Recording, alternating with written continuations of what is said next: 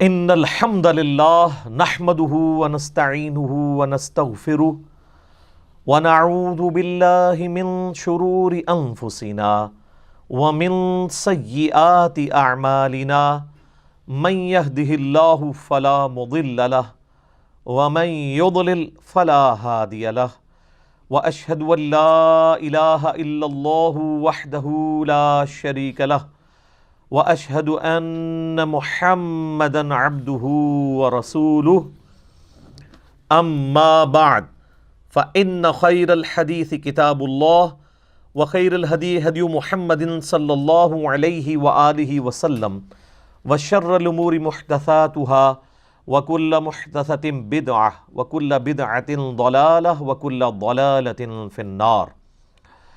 اعوذ باللہ السمیع العلیم من الشیطان الرجیم من ہمزہ ونفخہ ونفثہ بسم اللہ الرحمن الرحیم رب اشرح لی صدری ویسر لی امری واحلل عقدۃ من لسانی یفقہوا قولی بسم اللہ الرحمن الرحیم ان اللہ وملائکتہ یصلون علی النبی یا ایہا الذین آمنوا صلوا علیہ وسلموا تسلیما اللہم صلی علی محمد وعلی آل محمد کما صلیت علی ابراہیم وعلی آل ابراہیم انک حمید مجید اللہم بارک علی محمد وعلی آل محمد کما بارکت علی ابراہیم وعلی آل ابراہیم انک حمید مجید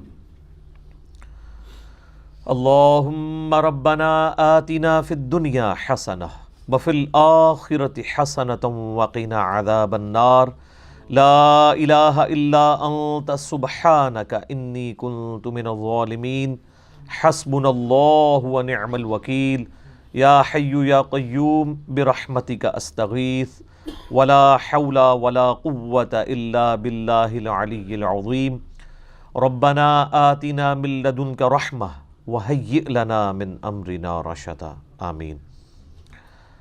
الحمدللہ آج 8 مارچ 2020 کو سنڈے کے دن قرآن کلاس نمبر 19 میں ہم سورۃ البقرہ کی آیت نمبر 110 سے سٹارٹ لیں گے. اعوذ باللہ من الشیطان الرجیم بسم اللہ الرحمن الرحیم وَأَقِيمُوا الصَّلَاةَ وَآتُوا الزَّكَاةَ اور ادا کرو نماز، قائم کرو نماز کو اور زکوٰۃ بھی ادا کرو.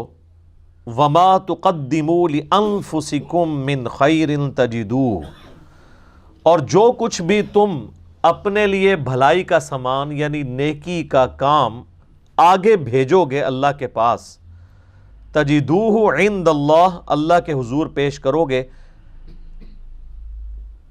تو یعنی اس کا جو ثمر ہے، اس کا جو انعام ہے وہ تمہیں ملنا ہے.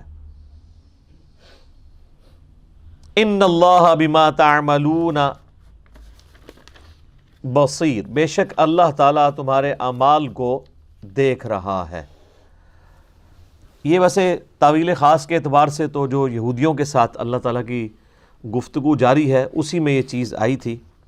اس سے پہلے بھی یہ مضمون چل رہا تھا کہ یہ جو یہودی ہیں یہ مسلمانوں سے حسد کرتے ہیں بسبب اس کے کہ بنو اسرائیل کے اندر پیغمبر آخر الزماں صلی اللہ علیہ وآلہ وسلم کیوں نہیں مبعوث ہوئے، اور مسلمانوں کو یہ کہا جا رہا ہے کہ تم اس حق کے اوپر ڈٹے رہو اور اللہ تعالیٰ کے تابع فرمان رہو، نماز کو قائم رکھو، اللہ کے حضور صدقہ اور خیرات زکوٰۃ ادا کرتے رہو، اور جو کچھ بھی تم آگے بھیجو گے اللہ کے پاس اس کا بہتر اجر تمہیں ملنے والا ہے. انسان جس مقصد کے لیے، جس کاز کے لیے مال خرچ کرتا ہے نا، اس کی قدر انسان کے اندر ہوتی ہے.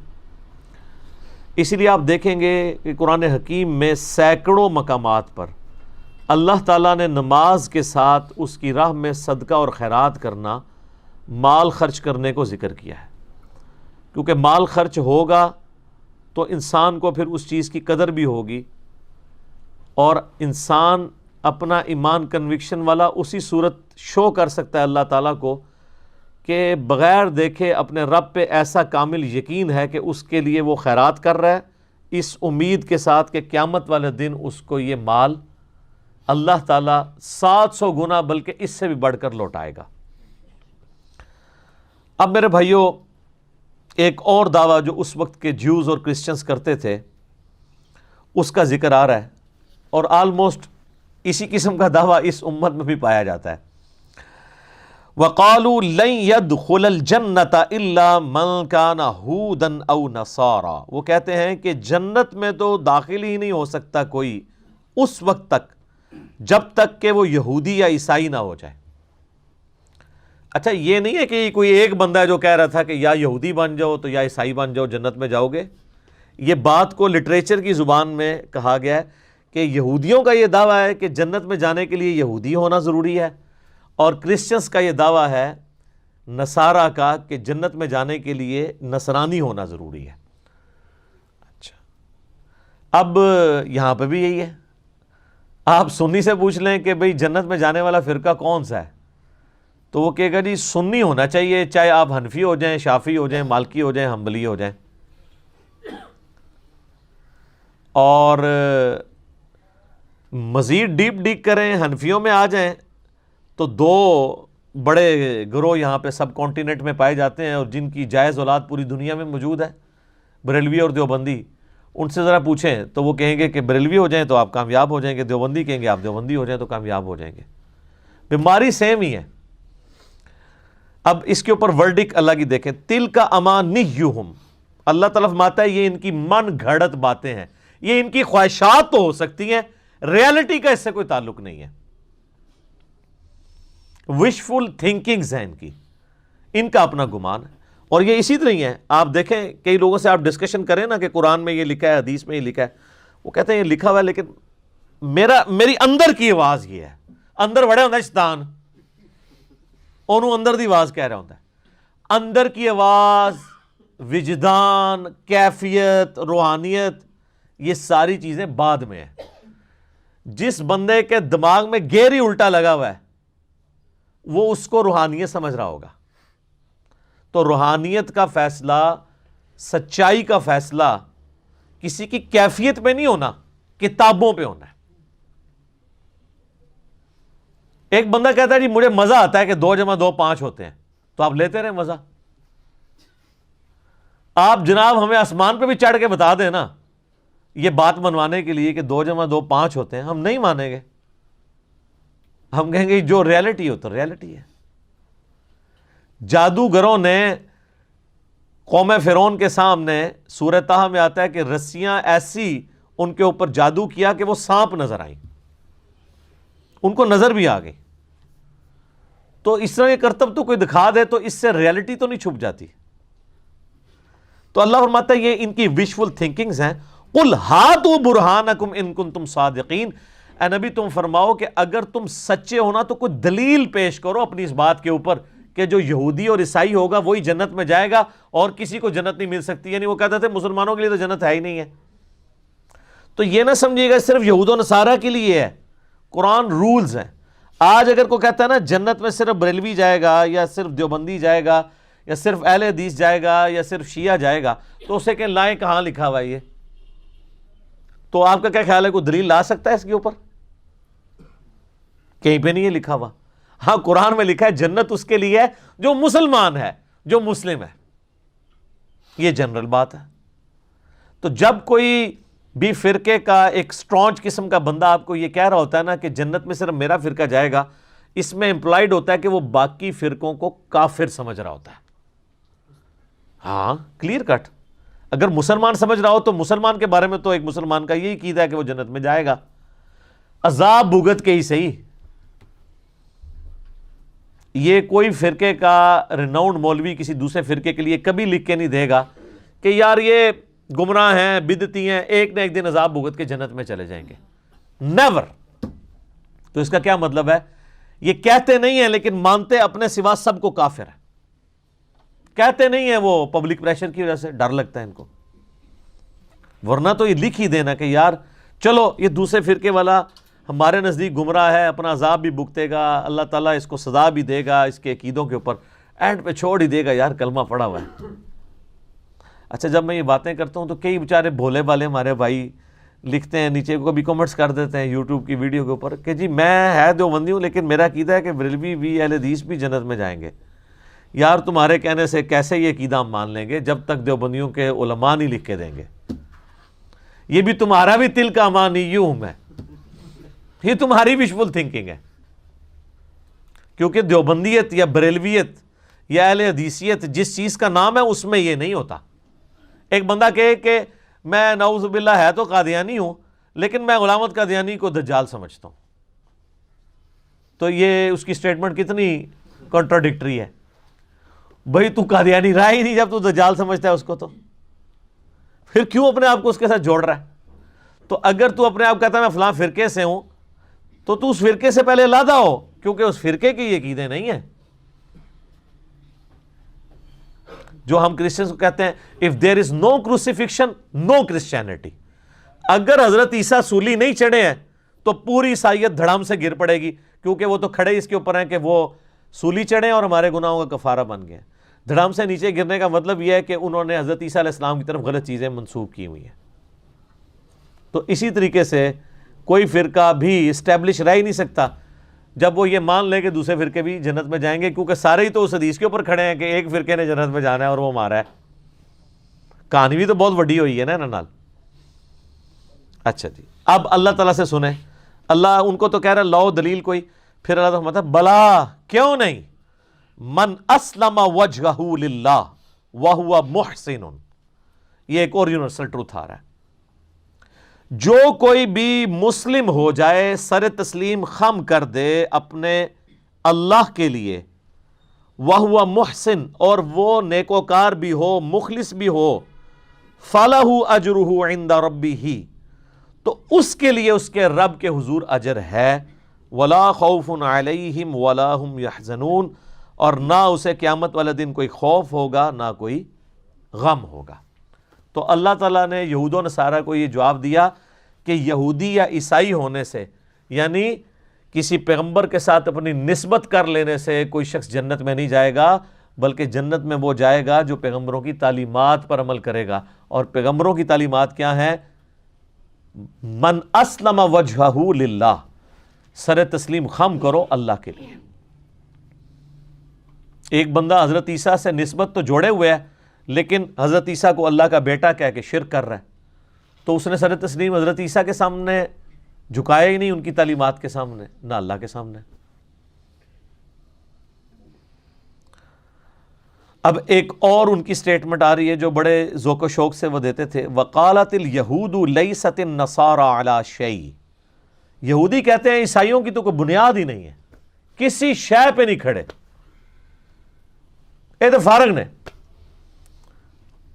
وَقَالَتِ النَّصَارَى لَيْسَتِ الْيَهُودُ عَلَى شَيْءٍ، اور نصارہ کہتے ہیں یہودیوں اے فضول ایک کوئی فرقہ ہے، تو اس کو میں آج کے دور میں کہتا ہوں۔ بریلوی کہتے ہیں دیوبندی تو شاہی کوئی نہیں، دیوبندی کہتے ہیں بریلوی کوئی شاہ نہیں، یہی کہتے ہیں نا۔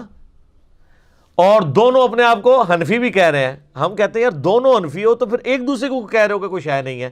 اس کا جواب اس میں آ رہا ہے وَهُمْ يَتْلُونَ الْكِتَابَ، جبکہ دونوں کتاب پڑھنے کا بھی دعویٰ کرتے ہیں، دونوں حنفی ہونے کا بھی دعویٰ کرتے ہیں، اس کے باوجود کہتے ہیں بریلوی کے دیوبندی حنفی کوئی نہیں، اصلی ہم حنفی ہیں، اور دیوبندی کہتے ہیں بریلوی جعلی ہیں، اصلی ہم حنفی ہیں، دونوں ہے بھی حنفی۔ یہودی کہتے ہیں عیسائی کوئی شاہ نہیں، عیسائی کہتے ہیں یہودی کوئی شاہ نہیں، اور دونوں کتاب بھی پڑھتے ہیں، ایک کی کتاب پڑھ کے دو ہے، ایک کو فقہ حنفی پڑھ کے کہہ رہے ہیں اے فارغ ہے۔ کیسے، کیا مزے کی بات ہے۔ قرآن کبھی پرانا نہیں ہوتا میرے بھائی، میں نے آپ کو شروع میں سورۃ البقرہ کے شروع میں بتایا تھا، یہ سورہ بقرہ شروع میں رکھی اس لیے گئی ہے کہ جب کوئی امت بگڑتی ہے نا تو اس کے اندر خرابیاں کس کس شکل میں آتی ہیں، اور ان خرابیوں کے اوپر اللہ کے عذاب کا کوڑا کیسے آتا ہے۔ اس سے بڑا اللہ کا کیا احسان ہوگا کہ اس نے ساری بیماریاں ایک ایک کر کے بیان کر دی ہیں۔ كَذَلِكَ قَالَ الَّذِينَ لَا يَعْلَمُونَ، اور اسی قسم کی بات کہتے ہیں وہ لوگ جو کچھ نہیں جانتے، مثل قولہم، یعنی کون سے لوگ؟ مشرکین عرب، وہ بھی یہی کہتے ہیں کہ نہ یہودی کسی دین کے اوپر ہیں صحیح دین پہ، نہ نصرانی کسی دین کے اوپر ہیں، ہم صحیح دین کے اوپر ہیں. اور تینوں اپنے آپ کو ابراہیمی کہتے تھے. مشرکین عرب اپنے آپ کو ابراہیمی اس لیے سمجھتے تھے کہ حضرت ابراہیم کی اولاد سے تھے. عیسائی اپنے آپ کو ابراہیمی اس لیے کہتے تھے کہ ان کا دعویٰ تھا کہ بنو اسرائیل میں سے حضرت عیسیٰ علیہ السلام آئے ہیں اور ہم جو ہیں وہ ابراہیمی دین کے اوپر ہیں. اور یہودی وہ کہتے تھے کہ بنو اسرائیل جو ہے، یہودا تو آپ کو پتہ نا بیٹا تھا حضرت یعقوب علیہ السلام کا، اسی سے یہودی نسبت ہوئی، تو وہ کہتے تھے ہم ابراہیمی ہیں. تینوں کہتے تھے کہ ہم ابراہیمی ہیں. دو ان کی شریعت کو مانتے ہوئے کہتے تھے جو ٹوٹی پوٹی فارم میں تھی، اور جو مشرکین عرب ہیں وہ اسی طرح کہہ رہے ہوتے تھے جس طرح ہمارے ایکس پرائم منسٹر کہتے تھے میں شیخ عبد القادر جیلانی کی اولاد سے ہوں، یعنی نسلاً ابراہیمی. ایک نسلی ابراہیمی ہے، ایک عقیدے میں ابراہیمی. عقیدے میں تینوں میں سے کوئی نہیں تھا.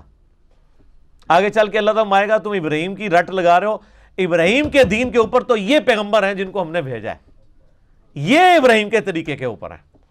پھر اللہ نے فرمایا کہ ابراہیم کی تو سب سے بڑی خوبی تھی وَمَا كَانَ مِنَ الْمُشْرِكِينَ، وہ مشرک نہیں تھے، سب سے ٹوٹ کے ایک اللہ کے ہوئے تھے.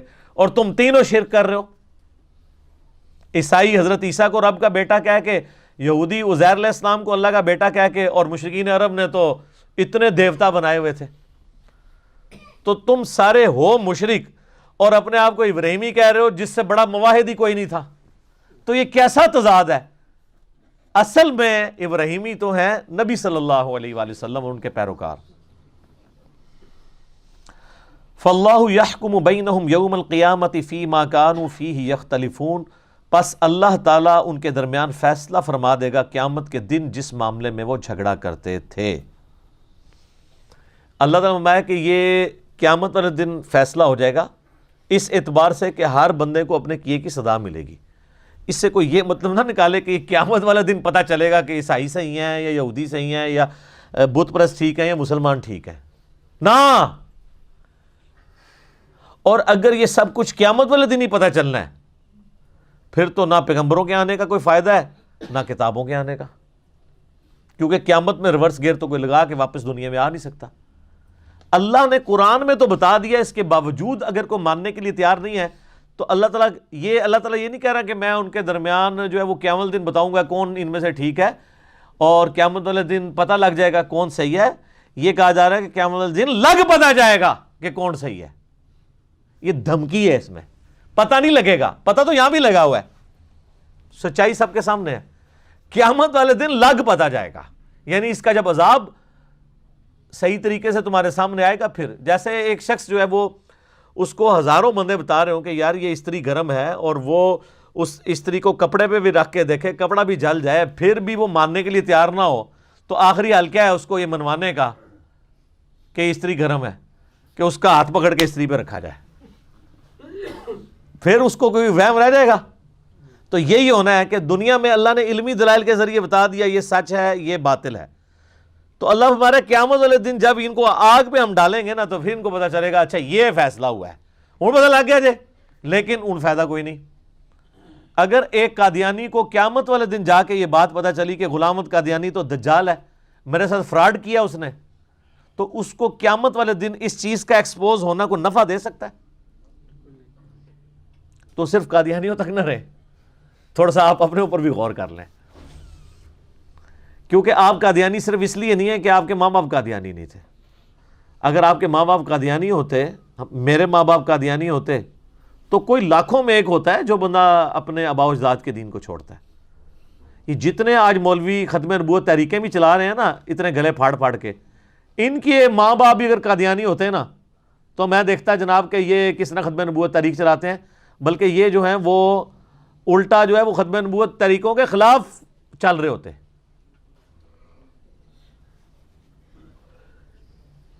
تو سر پھر اس میں ہم اسی لیے تو عرض کرتے ہیں کہ مرنے سے پہلے اے مسلمان کر لے اس پہ غور، کتابوں کا خدا اور ہے بابوں کا خدا اور. کیوں؟ جس طرح قادیانی نے اپنے عقیدوں کو ریویو کرنا ہے نا، اسی طرح ہر فرقے والے نے ریویو کرنا ہے. کیونکہ جس طرح آپ یہ سمجھے ہوئے نا کہ میں ٹھیک ہوں، بالکل اسی کانفیڈنس سے وہ بھی سمجھے ہوئے کہ ہم ٹھیک ہیں، اور عین ممکن ہے کہ آپ دونوں ہی غلط ہوں. آپ کے پاس کیا دلیل ہے ٹھیک ہونے کی؟ قرآن تو نہ آپ نے پڑھا، نہ آپ کے ماں باپ نے پڑھا، نہ ان کے ماں باپ نے پڑھا. قرآن پڑھنے سے مراد ناظرہ نہیں ترجمے سے، ورنہ تسی کہو گے میری دادی تے انہیں قرآن پڑھ دی سی تے میرا دادا تے انہیں قرآن پڑھدا سی، نا اے نہیں، ترجمے نال کوئی رواج ہی نہیں سر۔ اچھا لوگ پرانے زمانے کو یاد کر کے نا بڑا خوش ہوتے ہیں، کہتے ہیں جی بڑا چنگا دور سی جی۔ میں کہتا ہوں سر اسلامک ہسٹری نے صحابہ تابعین کے بعد جو متبرک دور یہ دیکھا ہے نا، اسلام نے اس سے بہتر دور نہیں دیکھا۔ آپ لاکھ پرانی چیزوں کے اوپر جو ہے وہ خوش ہوتے رہے، لوگ اپنے بچپن کے دنوں کو یاد کر کے خوش ہو رہے ہوتے ہیں کہ جی کیا بچپن اچھا ہوتا تھا، یہ کرتے تھے۔ اور میں جب اپنے ماضی کی طرف دیکھتا ہوں تو میں کہتا ہوں اللہ معافی دے کہ ہم لوگ اتنی گمراہی کے اندر تھے، مر جاتے تو کیا ہوتا۔ تو پہلے بھی یہی تھا، یہ بالکل جھوٹ بولتے ہیں جو کہتے ہیں پہلا وقت اچھا تھا۔ یہ وقت اس لیے اچھا ہو گیا کہ اب یہ پھر قرب قیامت کے قریب دوبارہ نشست ثانیہ ہونی ہے نا، تو ریورس گیئر لگا ہوا ہے۔ ورنہ آپ میں سے کوئی کہہ سکتا ہے کہ جیسے جیسے نبی علیہ السلام سے زمانہ دور ہو رہا ہے تو برائی عام ہو رہی ہے، لیکن چونکہ اب دوسری طرف اب نشست ثانیہ ہونی ہے تو ریورس شروع ہو گیا۔ لوگ کہتے ہیں پہلے وقت تھا، میں ان کو کہتا ہوں آپ نے اللہ کو جان دینی ہے، ایمانداری سے بتائیں آج جتنی بچیاں نقاب کر رہی ہیں اور برقع پہن رہی ہیں، اپنی ذرا ماؤں بہنوں سے پوچھیں، دادیوں سے پوچھیں کہ اس زمانے میں وہ برقع پہنتی تھی؟ تو پھر کیوں اس زمانے کو یاد کر کے آپ لوگ اس کی تعریف کرتے ہیں؟ رواج ہی کوئی نہیں تھا۔ آج بھی گاؤں ایریا میں چلے جائیں، مجھے دکھائیں کتنی عورتیں برقع پہنتی ہیں، کوئی نہیں۔ آئے اسلام آباد کے کسی کالج کے باہر کھڑے ہوں، ہزاروں بچیاں آپ کو نقاب پوش نظر آئیں گی۔ یہ مبارک دور تو کبھی دیکھا ہی نہیں ہے اسلام نے، جو آج کا دور ہے۔ اور یہ چینج کیوں آئی ہے؟ دنیاوی تعلیم کی وجہ سے۔ دنیاوی تعلیم نے لوگوں کو مجبور کیا کہ وہ دین کو پڑھیں۔ دینی تعلیم تو پہلے بھی کوئی نہیں تھی۔ جنہوں نے قرآن اور بخاری کا ترجمہ نہیں ہونے دیا، انہوں نے دینی تعلیم کہاں سے آنے دینی تھی؟ یہ دنیاوی تعلیم آئی، اس کے سے لوگوں نے پھر دین کو سٹڈی کرنا شروع کیا، اور آج آپ کو برکات نظر آ رہی ہے الحمدللہ۔ وَمَنْ أَظْلَمُ مِمَّنْ مَنَعَ مَسَاجِدَ اللَّهِ أَنْ يُذْكَرَ فِيهَا اسْمُهُ وَسَعَى فِي خَرَابِهَا۔ یہ بڑی امپورٹنٹ آیت ہے 114 نمبر سورۃ البقرہ کی۔ یہ آلموسٹ سمجھ لیں ہر مسجد کی سٹوری ہے تو یہ مسجد حرام کے بارے میں نازل ہوئی ہے۔ اللہ تعالیٰ فرماتا ہے وَمَنْ أَظْلَمُ مِمَّنْ مَنَعَ مَسَاجِدَ اللَّهِ، اس سے بڑھ کر ظالم کون ہے جو منع کر دے اللہ کی مسجد میں آنے سے، اَن يُذْكَرَ فِيهَا اسْمُهُ، کہ اس کا نام یعنی اللہ کا نام ذکر کیا جائے مسجد کے اندر، وَسَعَى فِي خَرَابِهَا، اور مسجد کی بربادی کا، ویرانی کا وہ خواہاں ہو۔ یہ بات مشرکین عرب کو ہو رہی ہے جنہوں نے مسلمانوں کے اوپر بین کر دیا تھا کہ وہ حرم مکہ کے اندر آ کے نماز ادا کریں یا اللہ کا ذکر کریں۔ اللہ کہتا ہے کیسے ظالم ہیں، ایک طرف یہ چیز فیسلٹی اویل کر رہے ہیں کہ ہم حرم کے متولی ہیں، اور ظلم کی انتہا یہ ہے، انہوں نے اوپر ایسے ظلم اپنے اوپر کیا ہوا ہے کہ یہ مسلمانوں کو اللہ کا ذکر کرنے سے مسجد میں روکتے ہیں، تو دراصل یہ مسجد کی ویرانی چاہ رہے ہیں۔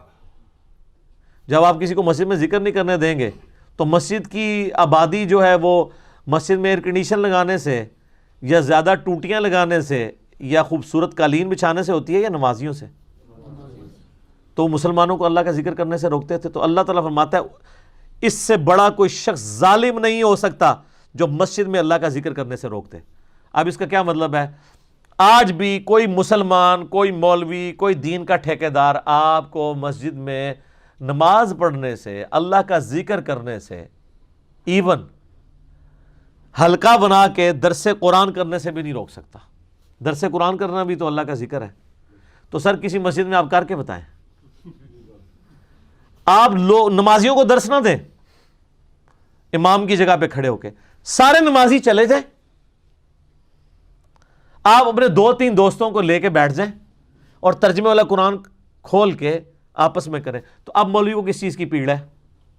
پہلے تو تھا میری پوسٹ چھن رہی ہے، کیونکہ وہ کہتا ہے میں نے درس دینا ہے، اسی لیے آپ کو رمضان میں اس نے قابو کیا ہوتا ہے، فجر میں بھی درس، ظہر میں بھی درس، عصر میں بھی درس، مغرب میں بھی، عشاء میں بھی۔ اور اعتکاف والوں کا تو ایسا بینڈ بجا ہوتا ہے بیچارے، وہ کہتے ہیں ہم بیٹھے اعتکاف تھے، ادھر ان کے درس بھگتنے پڑ رہے ہیں ہمیں، چلو ایک درس دو۔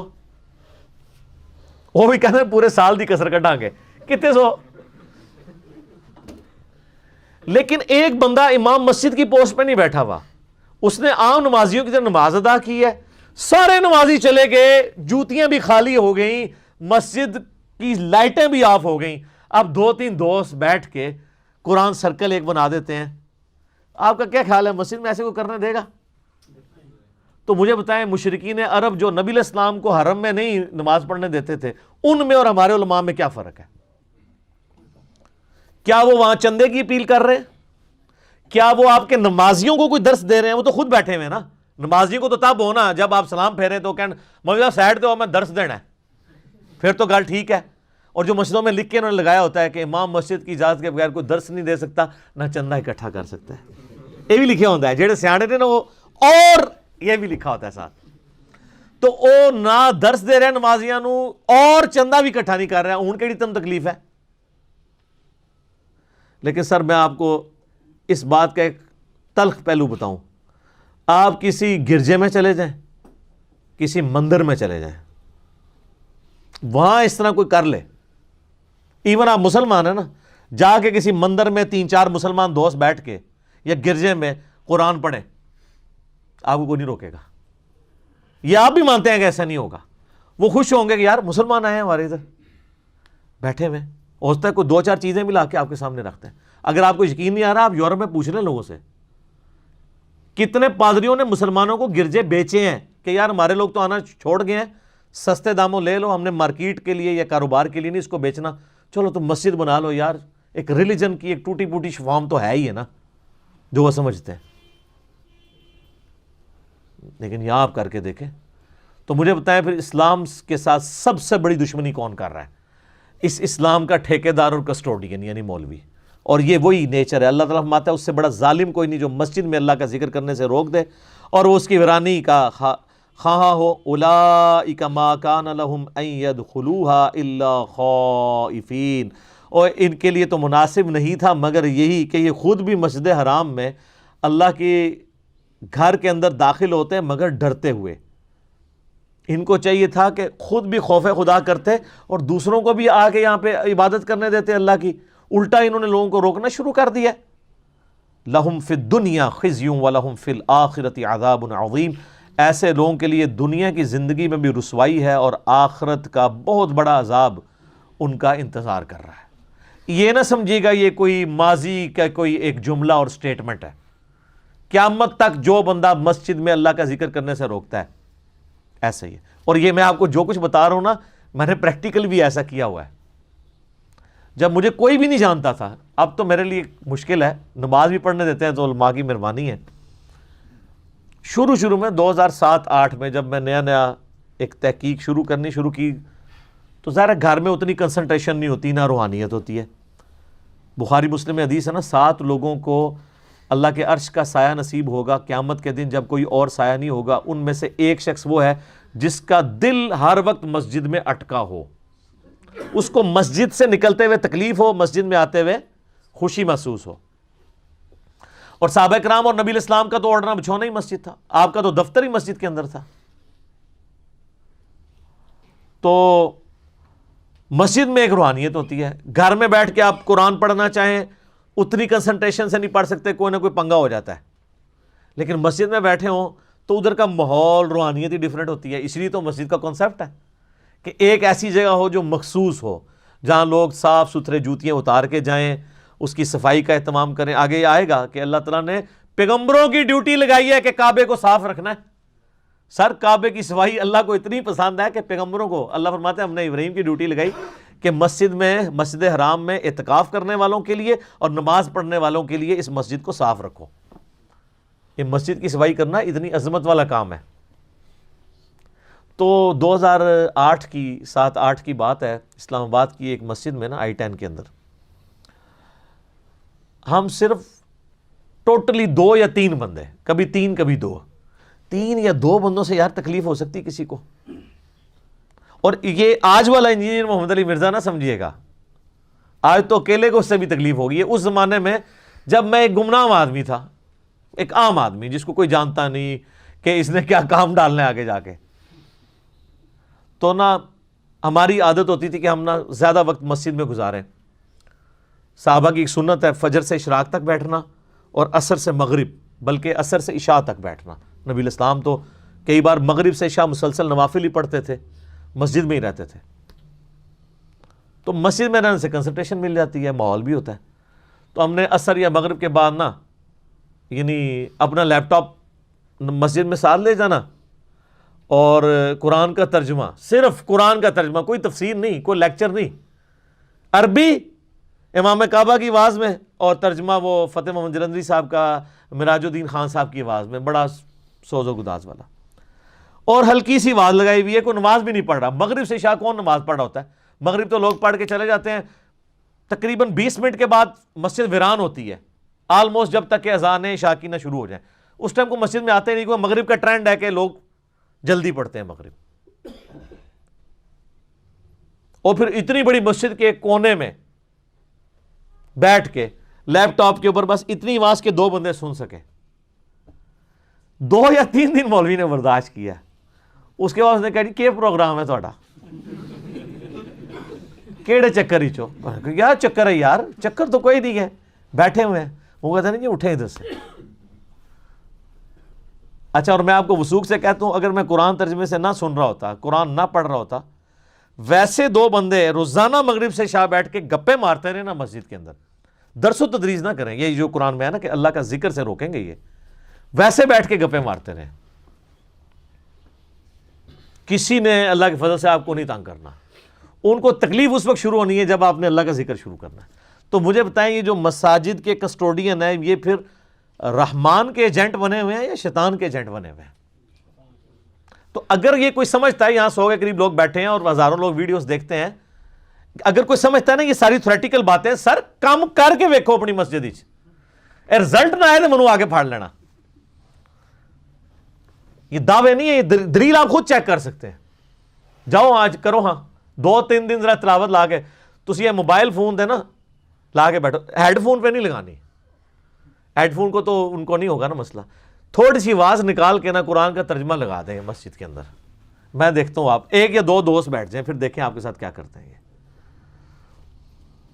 یہ تو پھر اللہ نے بتا دیا ان کے لیے کہ دنیا میں ان کے لیے رسوائی ہے، وہ تو بالکل ہمیں نظر آ رہی ہے۔ دنیا میں اگر سب سے زیادہ کوئی رسوائی دیکھ رہا ہے تو یہی طبقہ دیکھ رہا ہے، اور ابھی آخرت کا بہت بڑا عذاب ان کے لیے باقی ہے۔ اللہم اجرنا من النار، آمین۔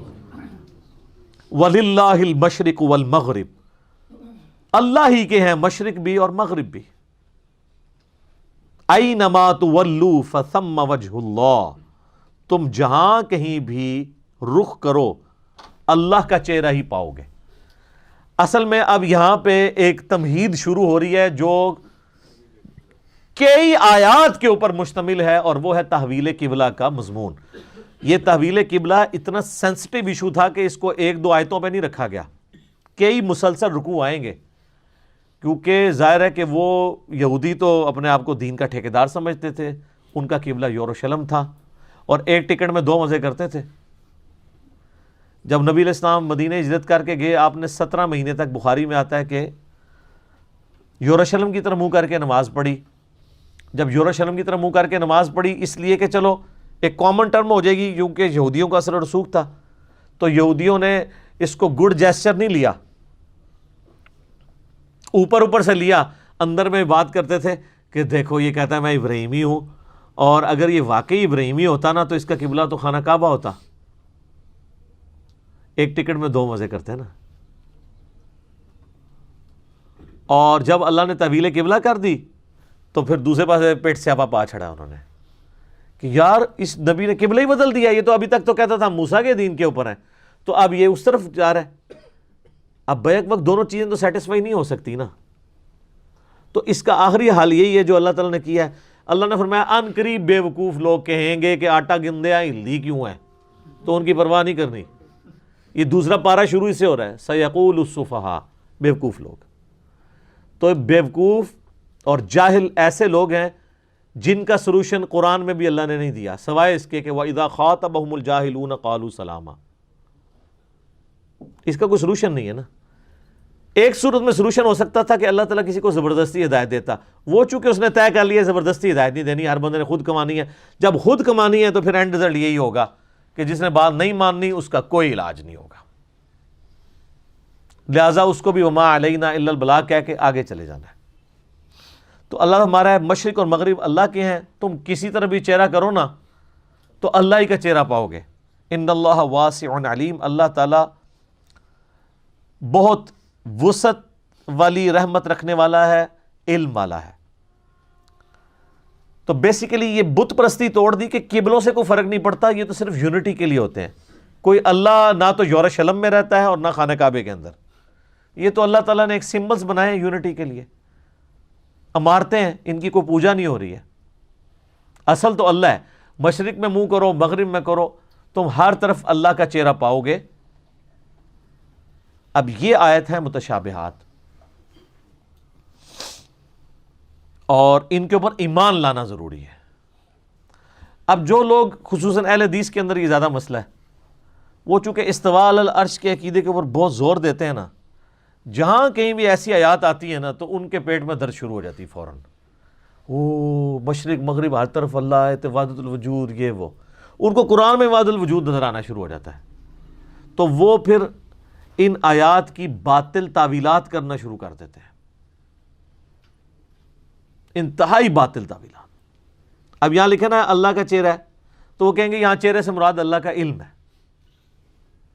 تو علم جو ہے وہ پنجابی کا لفظ ہے، کوئی عربی کا لفظ ہے؟ تو اللہ نے کہا کہ مشرق ہو مغرب ہو ہر جگہ اللہ کا چہرہ پاؤ گے، تو بس آپ یہ مان لیں۔ وہ کہتے ہیں نہیں نہیں، وہ پھر وہ درختوں میں بھی اللہ، دریاؤں میں بھی اللہ۔ اس کا مطلب ہے کہ اللہ تعالیٰ کو اپنی بات کنوے کرنی نہیں آئی۔ آپ سے پوچھتا تو وجہ اللہ کی بجائے علم اللہ ہوتا۔ وہ کہتے ہیں آگے آگے نا ان اللہ واسع علیم، اللہ تعالیٰ وسعت والا علم والا ہے، تو یہاں چہرے سے مراد پھر علم کی طرف اس کو لے جائیں گے۔ تو ہم پھر کہیں گے کہ چہرہ تو پہلے آیا، تو آپ علم کو چہرے کی طرف کیوں نہیں لے جاتے، بجائے چہرے کو علم کی طرف لے کے جا رہے ہیں؟ ٹھیک ہے، تو اس طرح کی باطل تعویلات نہیں کرنی چاہیے۔ قرآن کے جتنی بھی آیات ہیں جو اللہ کی صفات اور ذات سے ریلیٹڈ ہیں، ان کو من و عن اسی طرح قبول کریں، اور ان کا جو معنی ہے نا اور اس کی جو تفسیر ہے وہ اللہ کے سپرد کر دیں۔ اس کی وجہ یہ ہے کہ یہ گھڑی جو میں نے پہنی ہوئی ہے، کیا گھڑی ایسا نالج رکھتی ہے جس سے ایک انسان کو جج کر سکے؟ لیکن انسان ایسا نالج رکھتا ہے جو گھڑی کو جج کر سکے۔ کریشن کبھی بھی اپنے کریٹر کے بارے میں کمپلیٹ نالج نہیں رکھ سکتی۔ یہ دنیا میں چھوٹی سی مثال میں نے دے دی ہے۔ تو انسان اپنے کریٹر کے بارے میں اتنا ہی تعارف رکھ سکتا ہے جتنا کریٹر خود کروا دے، اس سے زیادہ کیسے کر سکتا ہے؟ برین تو اس کا ہے، تخلیق تو اس کی ہوئی ہے۔ میں اپنے برین کو کتنا بھی یوز کر لوں، اپنے کریٹر کی جو کوالٹیز ہیں ان کو جج کر ہی نہیں سکتا، کیونکہ میں کریشن ہوں۔ سب سے بڑی میری کمزوری یہ ہے۔ ایک موبائل فون کبھی بھی اپنے کریٹر کے بارے میں نالج نہیں حاصل کر سکتا۔ ہاں، وہ موبائل فون بنانے والا اس کی ایک ایک اینچی بیچی جانتا ہوگا، اور بلکہ موبائل تو اس فریم آف ریفرنس سے باہر بھی نہیں جا سکتا جو اس کے اندر فیڈ ہے۔ موبائل میں پی ایم اور اے ایم فیڈ ہے نا، تو وہ پی ایم کو اے ایم کو اسی طریقے سے سمجھے گا جو اس نے کریٹر نے فیڈ کر دیا۔ اے ایم کو پی ایم آپ بنا دیں، پی ایم کو اے ایم بنا دیں، تو موبائل اس کو الٹ سمجھنا شروع کر دے گا۔ تو ایسا موبائل یہ دعویٰ کر سکتا ہے کہ میں اپنے کریٹر کو سمجھ سکتا ہوں کہ کتنا سیانا ہے وہ، ادھش کیڑی کمپیٹنسیز نے، نہیں، یہ تو کوئی مثال ہی نہیں ہے اللہ اور مخلوق کی۔ لہٰذا قرآن میں بار بار آیا کہ اللہ کے بارے میں جتنی باتیں ہیں نا متشابہات سے ریلیٹڈ، ان پہ صرف ایمان لانا ہے۔ اور اس کا کلائمیکس وہ سورہ آل عمران کی آیت نمبر 7 ہے کہ قرآن کی آیات کی 2 اقسام ہیں، محکمات اور متشابہات۔ محکمات پہ عمل کرو، محکمات یہ ہیں کہ جو اللہ نے احکام دیے ہیں، نماز، روزہ، حج، زکوٰۃ، زنا سے بچو، حرام خوری سے بچو، قتل سے بچو، چوری سے بچو، یہ سارے احکامات ہیں، اس کی پیروی کرو۔ اور متشابہات کے بارے میں کہا گیا صرف ایمان لے کر آؤ اور اللہ سے دعا کیا کرو، ربنا لا تزغ قلوبنا بعد اذ ہدیتنا وہب لنا من لدنک رحمہ انک انت الوہاب، آمین۔ وقالوا اتخذ اللہ ولدا، اور یہ کہتے ہیں، یہود و نصارہ دونوں کا عقیدہ تھا۔ آج کل کے یہودی ویسے مواحد ہیں اس اعتبار سے کہ وہ حضرت عزیر کو اللہ کا بیٹا نہیں مانتے، لیکن اس وقت یہ شرک ان میں بھی تھا۔ نصارہ تو آج تک اسی طریقے سے شرک کر رہے ہیں۔ وہ کہتے ہیں اللہ نے بیٹا اختیار کیا ہے، سبحانہ، اللہ کہتا ہے اللہ تو پاک ہے اس چیز سے کہ اس کا کوئی بیٹا ہو، کیونکہ بیٹے کی ضرورت اس کو ہوتی ہے جس کو موت آنی ہو اور اس کی یہ خواہش ہو کہ میرے مرنے کے بعد میرا مشن میری اولاد آگے لے کے چلے گی. تو اس طرح کی کوئی خواہش اللہ کو ہو سکتی ہے؟ هو الحی القیوم. تو اللہ کو کیوں ضرورت ہے کسی کے بیٹا ہونے کی؟ لم یلد ولم یولد. اس نے کوئی اپنا بیٹا نہیں رکھا. حتیٰ کہ سورۃ الانبیاء میں آئے گا کہ اللہ تبارک و تعالیٰ کی کوئی اولاد نہیں ہے، اور اگر اس نے کوئی اولاد اڈاپٹ کرنی ہوتی تو اپنی مخلوق میں سے جسے چاہتا بنا لیتا، لیکن وہ ہوتی پھر مخلوق ہی. گاڈ والی کوالٹیز اس میں نہیں آئیں گی.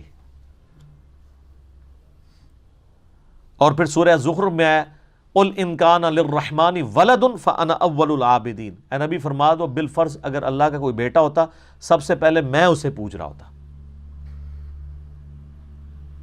کیونکہ اللہ کا بیٹا پھر اللہ ہی ہوتا. تو اللہ کو بیٹا ہی نہیں ہے. لم یلد ولم یولد. ہر چیز اس کی کریشن ہے، اور وہی ذکر آ رہا ہے بل لہ ما فی السماوات والارض. بلکہ جو کچھ آسمانوں اور زمین میں ہے نا اس کا مالک اللہ ہے، کریٹر اللہ ہے. یہ ہر چیز مخلوق ہے. کل لہ قانتون.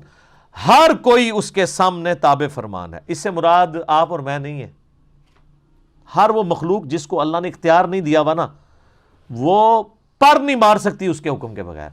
جنوں اور انسانوں کو اللہ نے اختیار دیا، اس لیے اپنی مرضی بھی کرتے ہیں ان معاملات میں جہاں اس نے ان کو اختیار دیا ہے. جدھر اس نے اختیار نہیں دیا ہوا ادھر وہ بھی نہیں کچھ کر سکتے. کوئی شخص اپنی موت ٹال سکتا ہے، کوئی شخص اپنے آپ کو بوڑھا ہونے سے بچا سکتا ہے. تو یہاں پہ بھی ہماری کھال، ہمارا جسم اسی کا تابع فرمان ہے. ہاں جہاں اس نے ہمیں اختیار دیا ہے وہاں ہم یوز کرتے ہیں، اور اس کی وجہ سے پھر نافرمانی بھی انسان کر جاتا ہے. فَأَلْهَمَهَا فُجُورَهَا وَتَقْوَاهَا. اس نے برائی کا مادہ بھی رکھ دیا، اچھائی کا مادہ بھی رکھ دیا. بدیع السماوات والارض. وہ موجد ہے، انوینٹر ہے آسمانوں اور زمین کا. یہ البدیع السماوات والارض، زمین و آسمان کو بغیر کسی نقشے کے پیدا کرنا، کریشن ایکس نہیلو، عدم محض سے وجود بخشنا، یہ صرف اللہ کی کوالٹی ہے. خالق انسان بھی ہے. انسان اس اعتبار سے خالق ہے کہ وہ لکڑی کو کاٹ کے میز اور کرسی بنا لیتا ہے، لیکن لکڑی انسان نہیں بنا سکتا. وہ بیج اللہ کا بنایا ہوا اس میں سے درخت نکلے گا.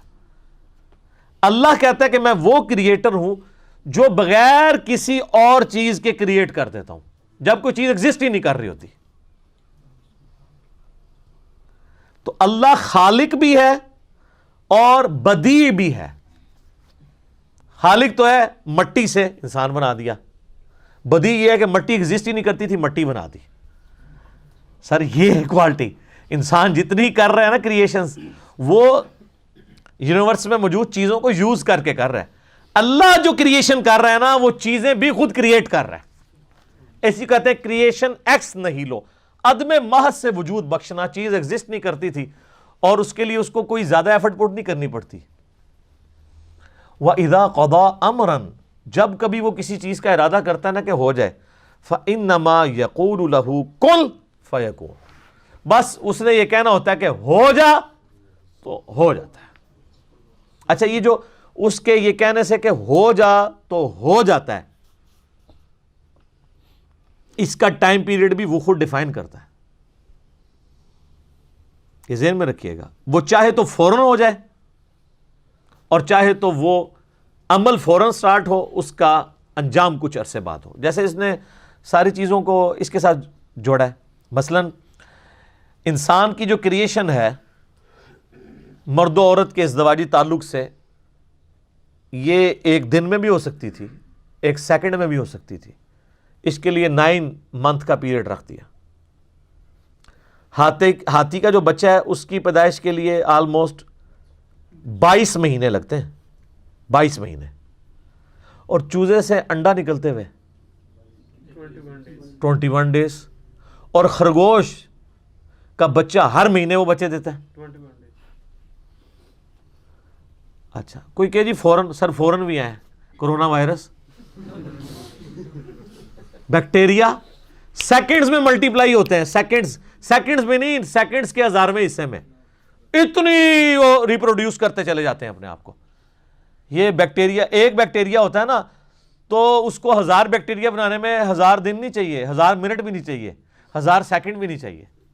یہ بھی اللہ نے دنیا میں رکھی ہوئی یہ چیز کہ یہ نہ سمجھنا کہ اللہ کو کن فیکون کرنے میں کوئی پرابلم ہے، فوراً کرنے میں نہیں. یہ اس نے جو پسند کیا، جو ٹائم پیریڈ کسی کے لیے مقرر کر دیا وہ کر دیا. وقال الذین لا يعلمون، اور وہ لوگ کہتے ہیں جو کچھ بھی علم نہیں رکھتے، یعنی یہ جاہل لوگ، مشرکین عرب یا یہود و نصارہ میں بھی جو جاہل لوگ تھے اس وقت، لولا یکلمنا اللہ، اللہ ہم سے خود کیوں نہیں بات کر لیتا، او تأتینا آیہ، یا ہمارے سامنے کوئی معجزہ کیوں نہیں لے آتا. یار اگر اللہ نے خود ہی بات کرنی ہو، معجزہ بن کے خود ہی سامنے آنا ہو، تو پھر تمہارا امتحان کہاں سے رہ جائے؟ دیکھ کے تو سب نے مان لینا ہے. قرآن کا فتویٰ ہے ان الذین یخشون ربہم بالغیب لہم مغفرۃ و اجر کبیر. جو بغیر دیکھے اپنے رب سے ڈرے گا نا، اس کے لیے مغفرت اور اجر کبیر ہے. دیکھ کے تو قیامت والے دن سارے مان جائیں گے یا اللہ تو ہی رب ہے، تو امتحان ختم. یہی تو امتحان ہے. اللہ فرماتا ہے کذالک قول الذین من قبلہم، یہ اس قسم کی جو خواہشات کا اظہار جو مشرکین عرب آپ سے کر رہے ہیں یا یہودی کرتے ہیں، ان سے پہلے لوگ بھی کرتے رہے تھے. مثل قولہم، اس طرح کا قول وہ بھی کہتے تھے. حضرت موسیٰ علیہ السلام سے نہیں کہا تھا، وہ آپ پڑھ چکے ہیں، ہم نے اللہ کو دیکھنا ہے. تو پھر کیا ہوا تھا؟ اللہ کی طرف سے کڑک آئی تھی، سارے اسی وقت مر گئے تھے. پھر حضرت موسیٰ علیہ السلام نے کہا کہ یا اللہ تو زندگی دے سکتا ہے، یہ تو میرے متھے لگن کے سارے. پھر اللہ نے ان کو دوبارہ زندگی دی. ظاہر ہے وہ اللہ کے ڈیوائن علم میں پہلے اسی قضائے مبرم یہی تھی کہ وہ وقتی موت تھی ان کے لیے. تشابہت قلوبہم، ان دونوں طبقوں کے دل ملے ہوئے ہیں، یہ حقیقت بات ہے. فرعون چاہے اس زمانے کا ہو یا آج کا ہو، دل ایک ہی ہے اس کا. انسان آج سے 1000 سال پہلے کا انسان ہو یا آج کا انسان، ایک ہی ہے. اچھا یہ الہامی کتابیں پرانی کیوں نہیں ہوتی؟ صرف اس لیے کہ الہامی کتابوں کا ٹاپک انسانی اخلاقیات ہے. انسانی اخلاقیات کبھی پرانی نہیں ہوتی. آج جتنی بھی ترقی کر جائے سائنس جتنی مرضی ترقی کر گئی ہے، کیا انسان نے کھانا پینا چھوڑ دیا ہے؟ اب وہ موبائل چاٹتا ہے تو اس کا پیٹ بھرتا ہے. آج بھی وہ لذیذ کھانے کی طرف جا رہا ہے جس طرح اگلے زمانوں میں. اچھا انسان نے جتنی بھی ترقی کر لی ہے، کیا اس نے اپنے آپ کو پیشاب سے، پخانے سے آزاد کر لیا ہے؟ تو استنجے کی ضرورت آج بھی ہے، آج سے 1000 سال پہلے کے انسان کو بھی تھی. اچھا آج انسان درختوں پہ اگتے ہیں، ماں باپ کی ضرورت نہیں ہے کیا؟ آج بھی اسی طریقے سے ضرورت ہے جس طرح پہلے تھی. آج بھی ایک انسان کی ضرورت ایک عورت ہے نکاح کے پوائنٹ آف ویو سے، آج سے پہلے کے انسان کی بھی تھی. اس وقت کے انسان کو جو چیز ڈی ٹریک کرتی تھی، آج بھی وہی چیزیں کر رہی ہیں. دنیاوی منصب، عہدہ، دولت، عورت. زین للناس حب الشہوات من النساء، انسان کے لیے مزین کی گئی ہیں دنیا کی چیزوں میں سب سے پہلے نمبر پہ عورت. تو کیا عورت آج سے 2000 سال پہلے کے انسان کے لیے فتنہ تھی اور آج کے لیے نہیں ہے؟ یا آج کے لیے بنی ہے، آج سے پہلے تو عورت کبھی بھی فتنہ نہیں رہی ہے؟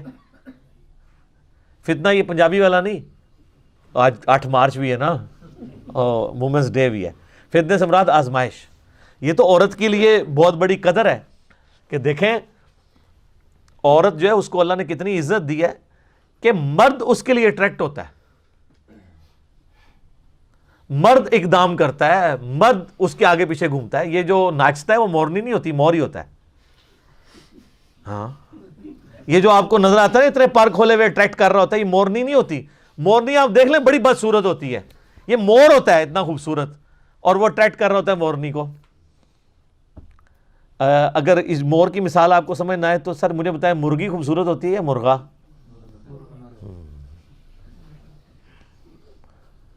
ایک 5 مرغیوں کے ساتھ آپ ایک مرغا رکھیں نا، وہ خود بھوکا رہتا ہے، کٹ کٹ کر کے ایک ایک مرغی کو بلا کے کھلا. آپ اس کے سامنے کھانا ڈالیں وہ کھاتا نہیں ہے، دانہ اٹھا کے اس کے آگے پھینکتا ہے. یہ آج لوگ جو ہیں وومن رائٹس کی بات کر رہے ہیں اور مردوں کو وہ سمجھتے ہیں کہ عورتیں جو ہیں وہ، ہم نے تو مرغیاں رکھی ہوئی ہیں نا. یہ آپ منظر اپنے گھر میں بھی دیکھ سکتے ہیں. آپ جناب جتنا مرضی بھوکا رکھیں جانوروں کو، آپ جیسے ان کو دانہ ڈالیں گے مرغا نہیں کھاتا، وہ اٹھاتا ہے اور مرغی آگے پھینکتا ہے۔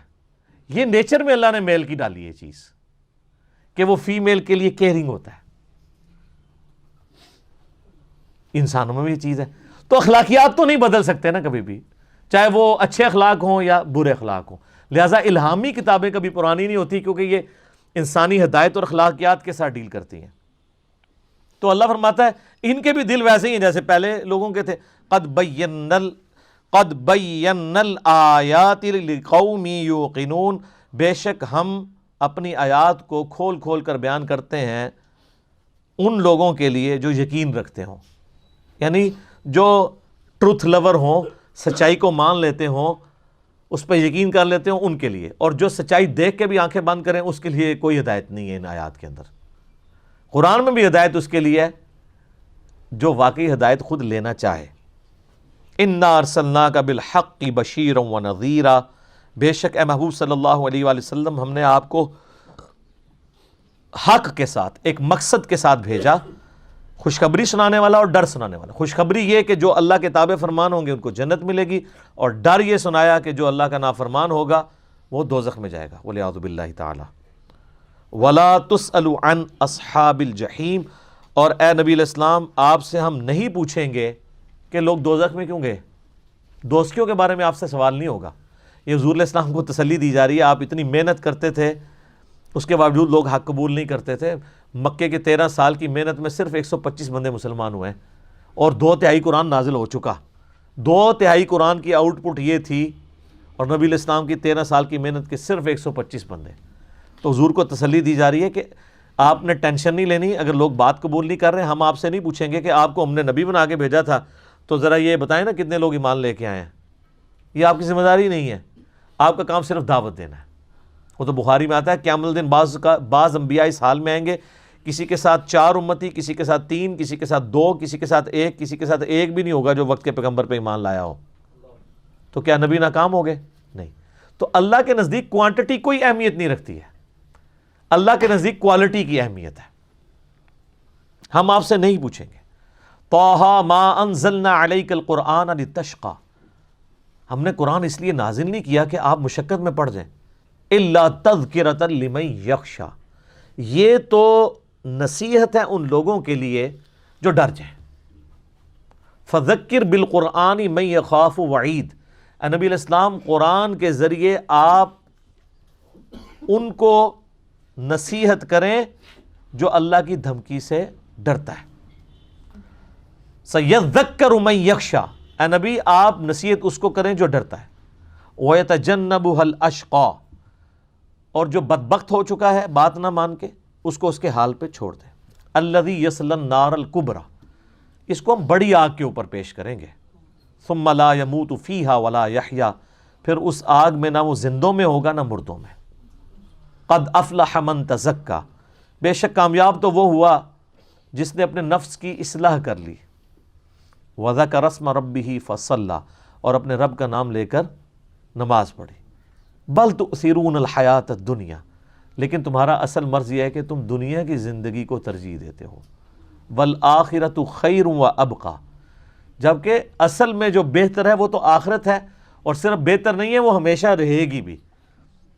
دنیا کے برابر بھی ہوتی تب بھی وہ بہتر ہوتی، کیونکہ وہ ہمیشہ کے لیے دنیا عارضی ہے۔ اللہ فرما رہا ہے دنیا سے وہ بہتر اس اعتبار سے بھی ہے کہ وہ ہمیشہ کے لیے ہے، اور دوسرے اعتبار سے بھی بہتر ہے۔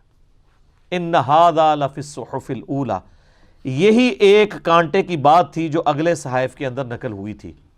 صحف ابراہیم و موسیٰ، چاہے وہ ابراہیم علیہ السلام کے صحائف ہوں یا موسیٰ علیہ السلام کے صحائف، تمام الہامی کتابوں کی دعوت کا خلاصہ یہ ہے کہ دنیا کی زندگی عارضی ہے، اصل زندگی آخرت کی ہے۔ اپنے رب کو مرنے سے پہلے رسپانس کر لو۔ اسی کو تم نے عرض کیا ہے کہ مرنے سے پہلے اے مسلمان کر لے اس پہ غور، کتابوں کا خدا اور ہے، بابوں کا خدا اور ہمیں کتابوں کی پیروی کا حکم تھا۔ سورہ بقرہ کے سٹارٹ میں جو اللہ نے حضرت آدم علیہ السلام کو اتارا ہے تو کیا فرمایا؟ قُلْ اهْبِطُوا مِنْهَا جَمِيعًا، اے آدم اور اس کی ہونے والی ساری قیامت تک کی اولاد تمہیں ہم زمین پہ اتار دیں، اتر جاؤ۔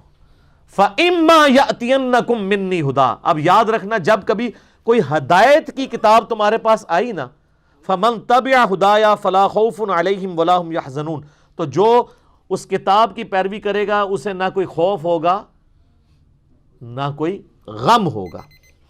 وَالَّذِينَ كَفَرُوا وَكَذَّبُوا بِآيَاتِنَا، اور جو لوگ ہماری آیات کا کفر کریں گے اور اس کا انکار کریں گے اور اس کو جھٹلا دیں گے، اولئک اصحاب النار ہم فیہا خالدون، ایسے ہوں گے دوست کی اور رہیں گے اس میں ہمیشہ ہمیشہ.